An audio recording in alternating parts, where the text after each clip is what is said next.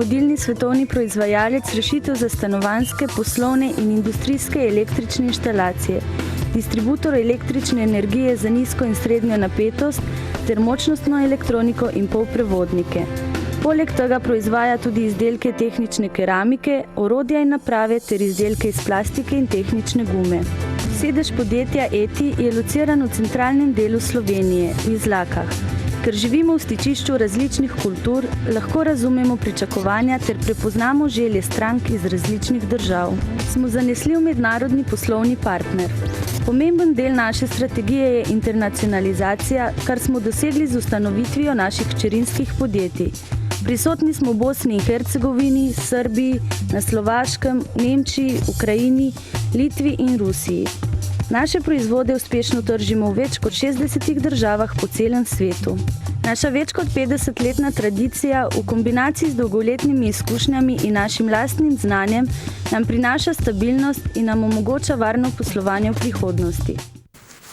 Prav lepo pozdravljeni v oddaji Gost tedna. Naš tokratni gost je državni svetnik, pa župan občine Zagorje ob Savi, Matjaž Fagan. Dobrodošli v našem studiu.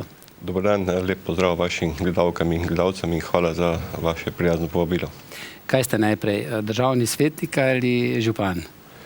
Vsekakor na prvem mestu župan, potem pa Dolgonič in potem državni svetnik kot predstavnik zasavske regije, kjer zastopam interese vseh treh občin in takrat, kakršna pobuda je iz posamezne lokalne skupnosti, je potem tudi zagovarjam v okviru državnega sveta kot inštitucije za ustavo opredeljena kot drugi dom v ustavno-pravnem smislu. Bili ste tudi že poslanec, pa če bi primerjali vse tri funkcije, ki ste jih upravljali, katera je najtežja? No, najtežja je vsekakor županska. Imaš veliko odgovornost, si zakonsko odgovoren, imaš 17.000 ljudi, 150 kvadratnih metrov veliko občino, no potem je poslanska. Poslanska je težka, ker si vezan prvo na strankarsko, koalicijsko dogovarjanje. Seveda je pomembno, da tudi razmišljaš s svojo glavo in včasih tudi znam se mi potem, da sem tudi izstopal znotraj LDS-a oziroma koalicije. No, tretje pa državni svet, ki je pa bolj enostaven v smislu, ker kot sam zastopnik stranke Zagorje gre naprej, nisem beni v koaliciji, tako da lahko glasujem čisto po svoje vesti in v skladu s svojimi načeli in razmišljanji. Pa v stranki Zagorje gre naprej ali pa v gibanju razmišljate, da bi se spustili tudi na državno raven, da bi kdo izmed vaših članov kandidiral ali pa bil del kakšne koalicije tudi na državnozborskih volitvah? Sicer še niso tako blizu, se pa pri nas nikoli ne ve, ne? Čeprav zgleda, da bo tudi ta koalicija preživela nekako, saj še to leto. Vsekakor stranka Gibanje za napredek Zasavja je stranka, ki združuje vse generacije in tudi vse politične opcije. Pri nas se ne opredeljujemo levo-desno, ampak nam gre za razvoj Zagorja, Zasavja in pa Slovenije in katera od velikih strank želi, da bi se priključili. Mi kot sami, čeprav smo nacionalna stranka, ne moremo kandidirati v vseh 80 volilnih okrajih. Obstajajo pa te možnosti, vendar pa na prvo mesto postavljamo vsekakor občino Zagorje in Zasavje. Politika nas v tem trenutku ne zanima veliko, kaj rečete, politika v tem trenutku veliko zanima, potem moram reči, da si bolj predan malodušju in pa obupu kot pa pozitivnemu razmišljanju, kot sem znan v slovenskem prostoru. No, mi smo lani pa predlani delali raziskavo o omejitvi mandatov, zaporednih mandatov, tako za župane kot za poslance, za predsednika države za predsednika vlade ni. Tudi nekatere goste smo že, tudi poslance spraševali, tudi nekateri direktorji javnih zavodov. Kakšno je pa vaše mnenje? Sam menim, da bi bila 2 zaporedna mandata za vse omenjene funkcije dovoljšna, potem naslednjega počiti, pa če občani ali pa državljani želijo, mogoče 4., da se nekdo spet vrne, da bi tako prišlo do čiščenja političnega prostora, recimo, da bi to bilo tako. Kakšno je pa vaše mnenje? Vi ste že dolgo župan, ne? Seveda, tudi če bi bil danes zakon sprejet, ne velja za nazaj, se šteje spet 2 mandata naprej, ne? Torej, imate še vedno 8 let, ne? Mimo grede. Kakšno je vaše mnenje o tem? Bi se tako kaj prečistilo? Kaj jaz pravim, vsako prečiščenje je dobro, če je vsekakor v zadnji ekipa, ki bo bolje delala od prejšnje ekipe. Vendar še vedno pravim, da na koncu je pomemben človek. Sam poznam kar nekaj generacij družinskih, ki enako delajo, ne glede katera generacija prihaja, katero življenjsko obdobje. In tukaj je vzgoja, je na en način tudi delo. Sam osebno pa nimam nobenih zadržkov, da se mandati omejijo, čeprav mislim, da pika na i na koncu so le volitve in volivke in volivci lahko naredijo prečiščene tako županov kot predsednikov vlad z glasovanjem za posamezno stranko. In ljudje so bolj navajeni določenih oseb oziroma določenih funkcionarjev, vendar pa, če delaš dobro, pravilno, te bodo ljudje tudi volili. Če ne delaš dobro, in veliko je županov, ki drugega mandata sploh ne dobijo, kaj šele naslednjega. Tako da moraš vsak dan delati na tem, da dobiš naslednji mandat. Drugače pa sam osebno nimam nobenih zadržkov in problemov. Če bi bil takšen zakon sprejet, bi enostavno podprli tudi sami. Bi ga akceptiral in spoštoval in nimam nobenih. Seveda, za nazaj pa ne sme posegati, to je pa dejstvo pri vseh zakonih. To se je pa ne? pokazalo pri vseh zakonih in tudi pri ustavnih odločbah. Da je škodljivo, ne? Pa zelo drago, ne? V končni fazi, ker je treba potem kaj za nazaj vračati, ko komu že kaj vzamejo za nazaj, ne? Takšna je ustava in ustavo je potrebno spoštovati in pravi tako, ne? Ja. Lansko leto ste tako na tiskovni konferenci, pa mislim, da tudi ob voščilu novega leta občanom na tradicionalnem praznovanju novega leta v Zagorju, zdaj pri gasilskem domu, nekako voščili optimistično, mnogo bolj optimistično, kot bi človek dejal, na stanje v državi, kjer se nam zdi, da je vsako leto še slabše, ne? Vi ste rekli, da je bilo to spet eno boljših, če ne celo najboljše leto.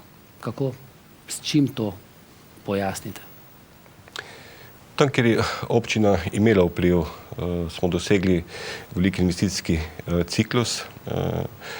Če lahko naštejem samo nekaj, to je energetska sanacija osnovne šole v Kisovcu, potem doma v Kisovcu, pločnik ob regionalni cesti, potem ureditev centra Izlak, več tisoč kvadratnih metrov pokrpanih cest, nekaj kilometrov cest, predvsem na obrobju občine, ki je zelo velika, in takrat, ko asfaltiraš, to občuti samo nekaj krajank in krajanov. Vendar je pomembno za tisto področje, kjer živijo mladi ljudje, ki s svojim delom in tudi ostale generacije svojimi sredstvi, vključno z nami, pomagajo graditi te objekte, vodovodna omrežja.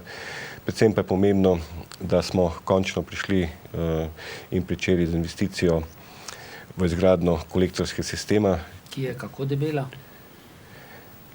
investicija je z DDV-jem je 10.920 milijonov evrov, vendar potem je poročilo DDV-ja in to je tudi izgradnja čistilne naprave, tako da dela so končno pričela. Tudi čistilna naprava ne bi se v naslednjih dneh pričela z izgradnjo pripravljalnimi deli za Savo.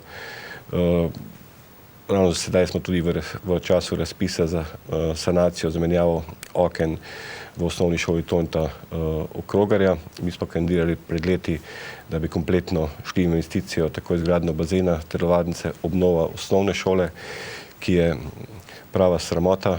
Na podlagi investicij, ki smo jih izvedli v osnovno šolo Ivana Skvarče, Ivana Kavčiča, je sedaj to šola, ki je nujno potrebna tudi kompletne sanacije. Država žal nima v letu 2014-2015 niti evra za predšolsko, osnovnošolsko vzgojo za investicije, da ne govorim o cestah. Skratka, situacija je znana občankam in občanom občine Zagorje ob Savi, vsakodnevno iz medijev, kje se država nahaja.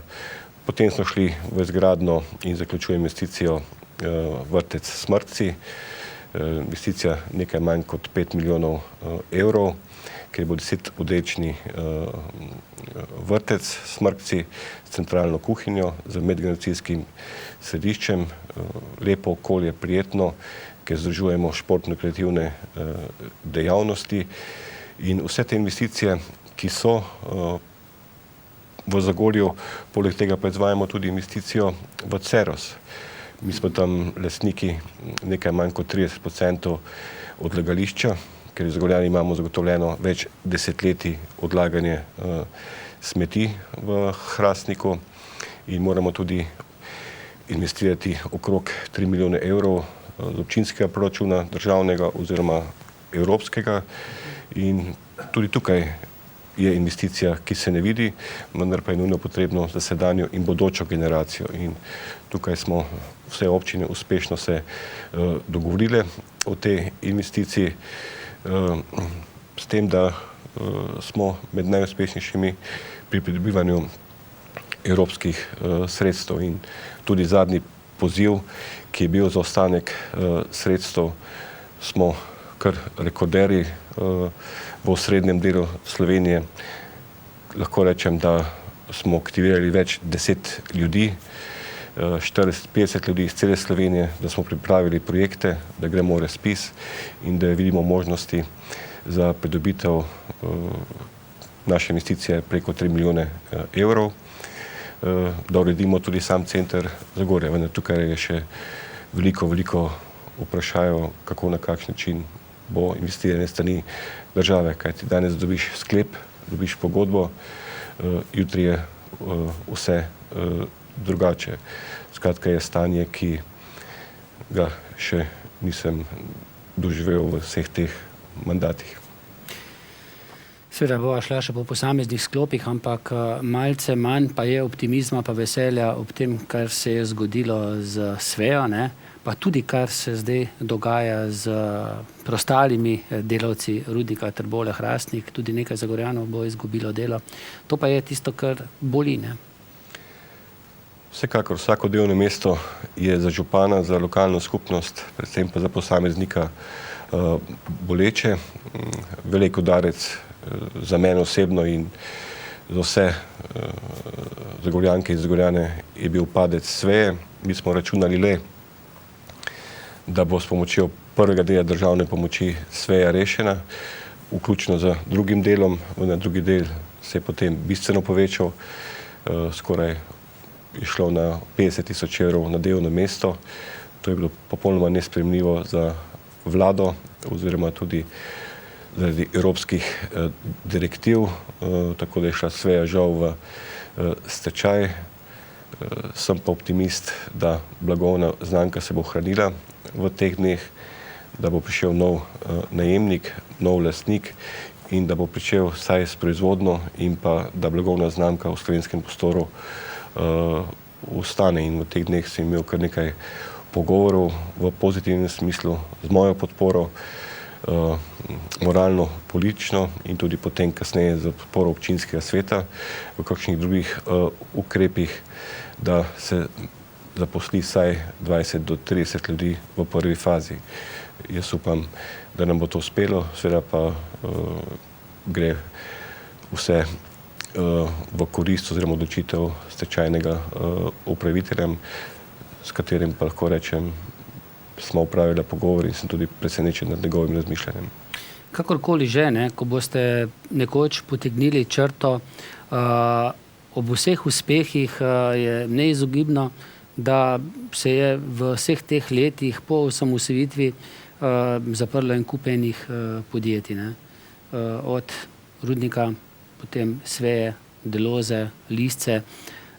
To je tisto, kar v Sloveniji ni dobro. Nihče za nič ne odgovarja, delavci ostajajo brez dela, vse več se jih vozi ven iz Zasavja, s tem, da je pa slika še bistveno slabša v Trbovljah. Dolga leta je vlado vodil tudi vaš prijatelj dr. Janez Drnovšek, očitno tudi ne dovolj uspešno, da se ne bi kaj takega dogajalo. Verjamem, da župani kaj veliko pri tem niste mogli postoriti. Vlada pač, vsaka bi lahko več.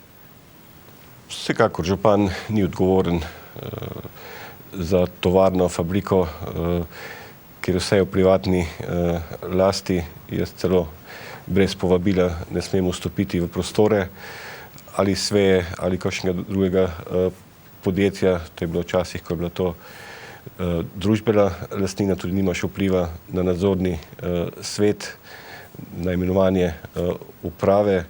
Ravno nasprotno, tudi vlada sama pravi, da ne more odpirati delovnih mest, čeprav moje mnenje je tukaj. Lahko pa vzpostavi boljše pogoje za delovanje nekih podjetij. Boljše pogoje, hitreje pridobiti kakšna dovoljenja, pa tako naprej. Tako. Samo primer, seveda ni povezan s tem. Pred 10-11 leti sem jaz potreboval za postavitev Kresa 1 soglasje, danes potrebujemo 10 soglasij. Pa smo zmanjšali birokratske zadeve, pravijo. Samo primerjava, ki je sigurno primerljiva tudi z ostalimi dovoljenji. Moje mišljenje pa, da država mora ustvarjati pogoje, lokalna skupnost lahko minimalno, ker je tudi zakonska omejena. Župan ne more odpirati novih delovnih mest, še predsednik vlade nihče ni odprl enega delovnega mesta, pa ne glede, ali je bil z leve ali desne strani. Prepričan pa sem, če gre delegacija, kot je bila sedaj nazadnje v Turčiji s predsednikom države, ali gre, ne vem, v kakšne ruske države, nemške, da je pa le nekdo enkrat pripeljal en kombi delovnih mest v Slovenijo. V to sem pa trdno prepričan, če bi jaz bil zunanji minister ali predsednik vlade, narekovaj bi pa saj eno investicijo za en kombi ljudi pripeljal in dal vedeti, da ta potovanja so razvojna naravnana. Kontakti se vzpostavljajo, vendar pa Slovenija ima tako slab imidž, rating, da tujih investicij vlaganj v Sloveniji ni. Seveda pa situacija v Zagorju je zaenkrat še stabilna, vsekakor se bo poznal zapiranje rudnika Trbovlje-Hrastnik, ki je... Nič se ne ve, kaj bo s termoelektrarno, mimogrede tudi, ne? Termoelektrarna tudi mislim, da bo zgodba, ki ne bo razvojno naravnana. Žal po vseh teh pogajanjih, to je moje razmišljanje, želim, da bi ta Rus le prišel. Tudi sam se zavzemam v vseh teh pogovorih, da bi prišlo do te investicije, da se te energetski objekti obdržijo. Mislim, da tukaj bi morali bolj odločno vsi skupaj nastopiti politiki kot gospodarstveniki in zahtevati več. Vendar pa na koncu dobiš servirano, dali smo vam 200 milijonov evrov za zapiranje rudnika Trbovlje-Hrastnik oziroma posredno v termoelektrarno Trbovlje in vedeli ste, da po 10-12 letih bo potrebno rudnik Trbovlje-Hrastnik zapreti, vendar pa delovna mesta odpirati v Zasavju je izredno težko. Kljub temu, da imamo veliko objektov. Tudi zaradi takšnih cestnih povezav, kot jih imamo. Recimo, da je Zagorje le malce v prednosti, čeprav je še vedno Trojanski klanec, Trbovlje pa Hrastnik sta pa zagotovo v slabšem položaju. Pa koliko let že govorimo o tretji razvojni osi, povezavi, mogoče Trbovlje pa Hrastnik tudi na drugi konec, ne? S tem bi se tudi Zagorje razbremenilo, ne? Kar se prometa tiče. Ampak to poslušamo, ne? Znova in znova, ne? Ja, to poslušamo že desetletja o nujnosti povezave proti Dolenjski, kar se tiče Hrastnik, Zidani most, potem v tunelu pod hribom povezava Trbovlje na avtocestni križ. No, tukaj pa moram reči, kljub temu, da se je promet skozi Zagorje povečal, bistveno povečal, vpliva na prašne delce, vsekakor pa moram reči, velik spomenik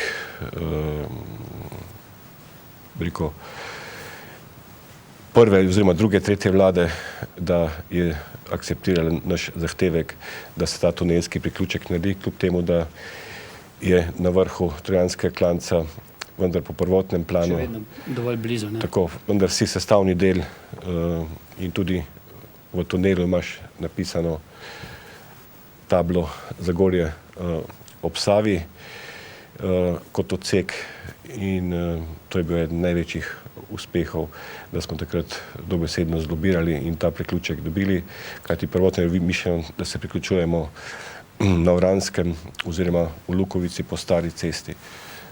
Ampak še vedno, ne, nam je to olajšalo, da se zdaj hitreje pripeljamo v Ljubljano, ampak obratno, ne, se pa nekaj dosti storilo, da bi prišla kakšna podjetja pa rekla, bomo investirala v Zagorju, v Zasavju, še vedno investirajo kje drugje, kjer so še boljše povezave.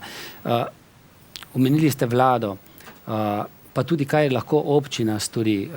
Vi ste imeli zdaj, dokler ni bil v veljavi, dobro, se še ni čisto v veljavi zakon o davku na nepremičnine, nekaj v rokah, da ste lahko podjetnikom pomagali. Ste jih oprostili plačila, nadomestila za stavbno zemljišče, nekaj takega je bilo.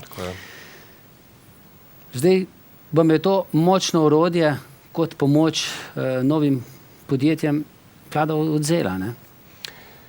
Ja, vlada nam je v bistvu vse odzela. Sedaj ima vlada škarje in platno. Nam je odzela veliko denarja. Samo za primerjavo, seveda številke ne bodo do procenta točne, iz davka na nepremičnine bo sedaj v Zagorju pobrala okrog 1,5 milijona do 1,6 milijonov evrov. Mi smo sedaj pobrali za nadomestila 700 000 evrov. Torej ste toliko manj obremenili občane, ne? Tako. Pa to je praktično po vseh občinah, nekjer pa sploh niso, ne? Tako, in sedaj bo več 1 milijon evrov bo šlo več v državni proračun iz žepa občank in občanov občine Zagorje ob Savi. Se je številka, kot sem rekel, ni še točna, ker je nihče v Sloveniji ne ve. Da bomo spet in spet sanirali banke, ne? Tako, in ostale stvari, ki se dogajajo, ko pa govorijo, da bodo občine obdržale enaki delež, kot so ga imele prej. Res je, mi bomo enako številko nadomestila dobili, kot smo ga pobirali v obdobju 2013-2012, vendar pa treba nekaj poudariti. Mi bomo plačevali davek na nepremičnine za osnovne šole, vrtce, kulturne domove, zdravstveni dom, prostore humanitarnih organizacij, tam, kjer jih imamo, ne vem, dom ELO, ki smo ga dobili tudi od države. In tukaj ocenujemo, da bo to strošek okrog 150 do 200 000 evrov. Skratka, da ne govorimo, ne, kakšen strošek bo to za podjetnike, ki že, ali pa podjetja, ali pa obrtnike, ki že zdaj, recimo, težko shajajo, ne? Ja, sedaj smo mi lahko suvereno koga oprostili, določeno področje za Tudi obdobje. kmete, recimo. Tako, za 5 let tudi obrobje ni bilo s tem obremenjeno, ravno s tem, da Da je ostalo naseljeno. Ne? tako, da so vlagali v cestno infrastrukturo, v vodno infrastrukturo. Sedaj bo vse drugače, 3-letno obdobje. Kdo bo celo sedaj manj plačeval, ker smo vrednost nepremičnine znižali, čeprav je nikoli ne bi prodal za takšen denar, kot je ocenjeno strani geodetske uprave, vendar pa lokalna skupnost je ogromno izgubila. Jaz kot državni svetnik sem bil proti zakonu na nepremičnine, glasoval sem tudi za veto. Sedaj smo dali tudi ustavno pritožbo. Bomo videli, kaj bo ustavno sodišče v teh dneh. Ker veliko je teh ustavnih pritožb, ne, Tako, da se čaka, ne, kaj bo. Tako da jaz osebno mislim, da gre za stihijsko dejanje. Vem, da država mora nekje denar dobiti, vendar pa vsaki stihiji, vsaki krizi, ko delaš takšne stvari, delaš velike napake, ki ti kratkoročno in dolgoročno ne prinesejo stabilnosti v državi. V krizi moraš ukrepe sprejemati dokaj jasne in dokaj vizionarske. No, mi smo se na naši televiziji, pa tudi gostili smo vse te zasavske poslance, ki prihajajo iz različnih strank, tako Katarino Hočevar kot Ivana Hršaka, pa Barbara Žgajner-Tavš, pa še druge, povprašali, kako so glasovali in veste, vam je znano, ne? Glasovali so praktično za vse te ukrepe, ki bodo kar precej udarili po žepu tako občane, podjetnike, torej dvig davkov, nepremičninski davek, višje vinjete in težko je potem poslušati, ja, to smo morali storiti, da bomo nekako preživeli. Po drugi strani se pa ta isti ljudje odločajo, da bomo sanirali banke, bančno luknjo, pa se bomo spet zadolževali v tujini za 3 milijarde še letos. Ne. To je strašljivo. Ne. Mi bomo pa samo plačevali. Ne.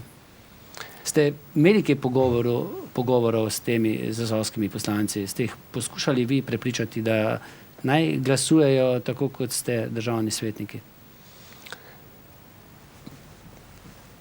Kajte, jaz svoje mnenje sem že izrazil komu, vendar pa vse te poslanke in poslanci so samostojne osebnosti in tudi nisem kompetenten, da bi komentiral njihove Ste pa pričakovali kak glas? Mislim, da so dovolj stari, da vedo, kaj delajo kot za sebe.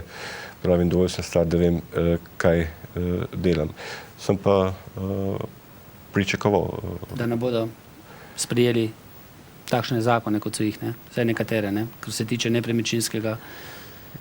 Gledajte, težka situacija, država rabi prihodke, ne? Gospodarstvo propada, država se kreditira in potem smo veseli, če dobimo, ne vem, nižjo obrestno mero, kot smo je, ne vem, pred enim letom in vsi smo srečni, da smo ugotovili, da je 5 milijardna luknja bančna, da ne bo trojke, iz dneva v dan pa je situacija slabša in vsi ti krediti, ki so, bodo problem za odplačevanje, ker vzadej je pa gospodarstvenik, ki bi to polnil. Ne? In na koncu te ukrepi, ki so iz žepa davkoplačevalcev, so še ukrepi, ki jim edino ustanejo v tem trenutku in na njihovo odločitev in njihovo strategijo pa nisem kompetenten, da bi se vmešaval.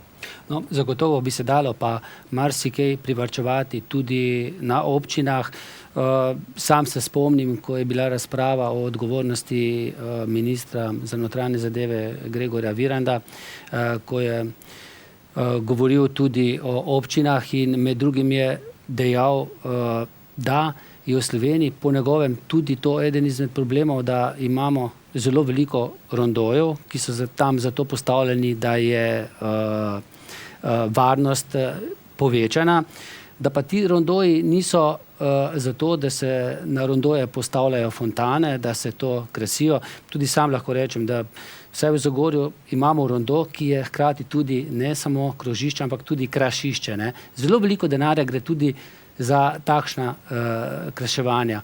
Pa tudi, če pogledamo nasproti Špara, meni še vedno zdi tiste tribune tam, kljub temu, da so to evropska sredstva, nerazumljivo metanje v tej krizi denarja. Bo lepo, ampak ali ne bi bil mogoče kdaj pomislek tudi v tej smeri, da kdaj mogoče v prihodnosti, ko bo več denarja za takšne stvari, zdaj pač kriza ni.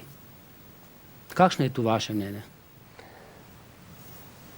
Vsekakor v tej situaciji je vaše razmišljanje popolnoma na mestu in tudi večinoma tako razmišlja in tudi sam rondo, oziroma ko ste omenili ministra Viranta, Seveda ste slišali to. Ja, okrog tega, vendar pa občina Zagorje ima občinsko pravo, ki je najvitkejša po številu zaposlenih. Mi se nismo širili in imamo to možnost, da ker je 15-20 manj zaposlenih kot ostalih občinah za istim številom prebivalcev, v nekaterih občinah imamo to možnost, da to delamo. Glejte, bi se lahko prodal malodušju, lahko vse ukinemo, lahko fontano ugasnemo, vendar pa tukaj so generacije, ki jih, kot sem poudaril, ne briga, kdo je Borut, kdo je Alenka. Ampak želijo živeti v kraju, kjer je optimizem, kjer je življenje, kjer čutijo, da kraj diha, da živi. Če mi pogledamo samo medije, potem si lahko doma zaprt oziroma ne greš ven. V Zagorju pa vidim, da ljudje hodijo, kakorkoli kritizirajo tudi okrasitev tribune, unsenke, ampak podzavestno so pa zadovoljni, ponosni, da živijo v kraju, ki se vzdržuje, ki se razvija. Tudi v tem času bo kdo rekel, ali je pomembna kanalizacija pa čistilna, zakaj ta denar nekam drugam ne damo. Zato smo pridobili evropska sredstva in to moramo narediti tudi zaradi evropske zavezana k temu. Ne? Ja. In tudi to... No, ampak to je razumljivo, ne? Manj je razumljivo, kje drugje. Ne? Ja, ampak tudi sedaj, ko smo šli na ostanek sredstev evropskega razpisa, smo šli za ureditev samega mestnega jedra, ne? To se pravi tam od občine Weinbergerove hiše. In tudi tam bo nek amfiteater, ne? Nek prireditveni prostor. Ne bo, po novem predlogu ne bo. Ampak bo predvsem... Bil pa je to predlog, ne? Predlog je bi več ideje bilo, ne? Na kratki kvadraturi, ne, 3, ne? Pa še eden je predviden pri bazenu, če bo kdaj bazen pri toplicah. Ne? Ne, se pravi, tukaj ni amfiteatra, ampak je ureditev samega mestnega jedra. In verjemite mi, jaz bi veliko raj dal ta sredstva ali v Svejo, ali v Eti, ali ne vem, v kakšno drugo podjetje, ali za socialne transfere, ki v tem proračunu namenjamo še bistveno več, kot nam narekuje sam zakon. Vendar pa, če smo uspešni pri pridobivanju evropskih sredstev in če želim eno kulturo, nivo občine držati, eno urejenost parkov in Cankarjevega trga, verjemite mi, danes je kriza, vendar ko ne bo več krize, bodo rekli tisti, ki bodo prišli za nami, ne, tudi v najtežjih časih so skrbeli za razvoj Zagorske doline in to je naša odgovornost. Verjemite mi, meni je bilo najlažje reči, je kriza, nič ne bomo delali, ugasnili bomo vse rondoje, ne bomo okrasili in tudi nihče ni mogel učitati. In tisto, kar delamo zato, ker je težko. Upam, da ste razumeli. Razumel sem, ne ugasnili manj. Ampak tako ste se odločili. Gospod župan, lansko leto je bilo zelo aktualno, kaj se bo zgodilo z medijskimi toplicami, kaj veliko se ne dogaja, sicer vse baje prodaja, ne, je dražba. Glede na to, da ste optimist, kdaj pričakujete, da se bodo Zagorjani kopali? Dobro, v domu starejših občanov je manjši bazen, se da kopati, ne, tudi izven, ampak Predvidena sta 2 bazena. Ne. Medijske toplice upamo, da bodo enkrat živele, pa v toplicah se čaka na evropski razpis. Ko bo primeren razpis, se boste verjetno prijavili. Kdaj se bomo kopali v Zagorju? Če bi občina kdaj bila vsaj 1% lastnik, govorim o zadnjih 20 letih medijskih toplic, bi se sigurno kopali vsako leto. Ne. Žal so šle v stečaj, po veliki investiciji, prezadolženosti, prišel je drugi lastnik. Jaz sem vesel in skratka sem sprejel dobro odločitev, da nisem šel v najemno pogodbo v lanskem letu, da nisem nič investiral kljub pritiskom in tudi očitkom na Facebooku, Twitterju kot ostalih.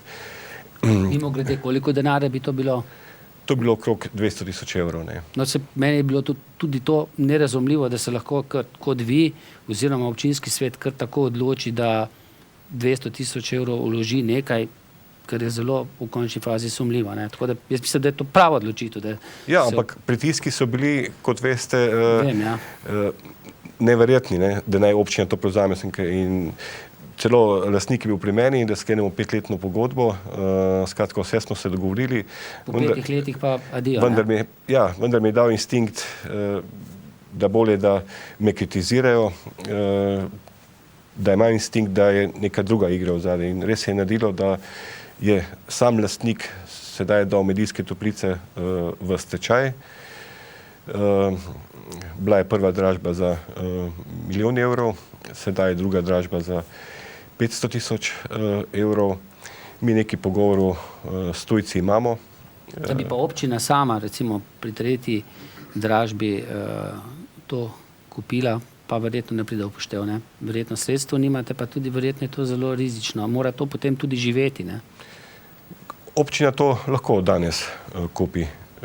Vendar pa s tem, ko kupiš, moraš tudi imeti več milijonov evrov, da greš v samo investicijo. In mi s tistimi, katerimi se pogovarjamo, pravimo, da gremo lahko v zasebno javno partnerstvo, da mi odkupimo in potem imamo zagotovilo, da se potem tudi dodatno vlaga s podporo lokalne skupnosti in investitorja. Da to živi, ne? Da to živi, ne? Ker tukaj ne more občina imeti hotela. Mora nekdo s tem upravljati. Mora nekdo s tem upravljati. Ne. A ta možnost obstaja, torej javno zasebno partnerstvo? O tem se pogovarjamo, partnerstvo. Kakšna bo pa odločitev, pa stvar pač investitorjev. Čeprav verjetno si pa vsi najbolj želimo, da kakšna Krkina zdravilišča ali pa Sava, ne, da zagrizejo v to jabolko in organizirajo to tako, kot je mogoče v Lendavi, Radencih. Da se vaše besede uresničijo, bi bilo dobro, ne? Bi vam dal občinsko priznanje. Ja. Mogoče čisto za konec še, glede na to, da je zdaj najbolj aktualno v Zagorju izgradnja čistilne naprave, kolektorskega sistema, izlak ne bo v tem sistemu. Kaj bo z izlakami? Kako bo to urejeno? Kdaj v prihodnosti? Ja, mi smo šli v paketu, no potem je tako imenovana Pahorjeva vlada izlake izločila, ker je pod 2000 enot zaradi pomanjkanja sredstev oziroma tudi odločitve vlade, da tam z investicijo ne gre, ker mi smo imeli vse služnosti tako za krajevno skupnost Izlake, odkupili zemljišče za čistilno napravo, ki je samostojni objekt med Kisocem in Izlakami. Tako da gremo v naslednjo finančno perspektivo 2016-2020 oziroma tudi vidimo možnosti, kako na kakšen način in tudi Izlake bomo uredili, kar se tiče do leta 2017, ko moramo izpolniti to obveznost, da se to tudi uredi. No, prejšnji teden nas je zajelo, vsaj meni se je zdelo, ne precej hudo deževje, ampak kar naenkrat so nekateri potoki prestopili bregove, naredili tudi nekaj škode, sicer ne zelo veliko, ampak nekaj vendarle. Na zdravje. Hvala. In verjetno ste hodili v tem dežju okoli, pa gledali, kaj je bilo, kaj škoda. Ne? Dejstvo pa je, ne, da ko ljudje to spremljajo, nekako vedo, da potoki, da so nekako niso urejeni tako, kot bi morali biti. Ne? Takrat po tistih poplavah veliko je nanešenega v potoke, treba je bilo čistiti, jih poglobiti, ne? Mogoče potem ne bi poplavljali, nekaj se je zgodilo, nekaj se je napravilo, ampak ne dovolj, očitno ne dovolj. Tu je občina nemočna, ne? Tako je. Občina ne sme sama posegati v strugo ali v poglabljanje ali v kakšno oblaganje s kamenjem ali s kakšno drugo tehnologijo. To je vse v pristojnosti Ministrstva za okolje in prostor, ARSO-ja, kot ostalih pristojnih služb, in občina ne sme nič. Lahko predlaga, lahko poziva. Mi pa pozivamo od leta Že prej, leta 96, ko so bile največje poplave, pa do danes, narekovaj, vsakodnevno, od poglabljanja same struge do sanacije strug. Sedaj se je pokazalo, da tiste sanacije, ki so bile izvedene v zadnjih 2 letih, so se pokazale kot dobre, pozitivne. Če ne bo teh sanacij, bi celo prišlo do izliva same Medije oziroma Kotresca. Je vsekakor še potrebna bistveno več sanacije, ker je bila narejena minimalna sanacija, več na sami Mediji. Mi smo na svojo roko res v lanskem letu podrli drevesa od Sveje proti Polju in to se je pokazalo kot dobro in to smo šli na zahtevo tudi krajank in krajanov, dol stanujočih. In je takrat zelo poplavilo. Država nam je dala negativno mnenje, vendar potem, kakorkoli so išli, sem kršil zakon in ta drevesa podrl, da ne pride do zastoja same struge. Vendar pa mi res na vseh sestankih opozarjamo na ta problem in država žal tudi v letu 2014 in 2015 ne namenja nič za plazove, nima nič za sanacijo vodotokov. Niti za mostove, ne? Niti za mostove, za ceste. Vplivalo tudi na Zagorje. Vse, kar bo vplivalo tudi na Zagorje, na samo prometno tovorno obremenitev, glede na povezavo Litija proti Ljubljani, in sam osebno sem predlagal, da se sprejme interventni zakon o sanaciji regionalnih magistralnih cest, samih mostov, oziroma da ponovno uvedemo, včasih je bil bencinski tolar, sedaj da bi bil pa bencinski cent.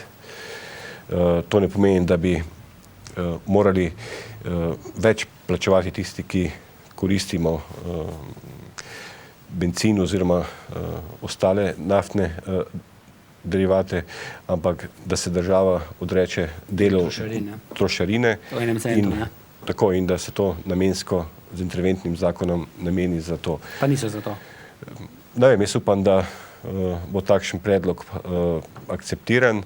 Sam sem tudi v teh pogovorih in tudi v javnosti podaril, kajti če tega ne bo, bo Slovenija v roku leta, 2 let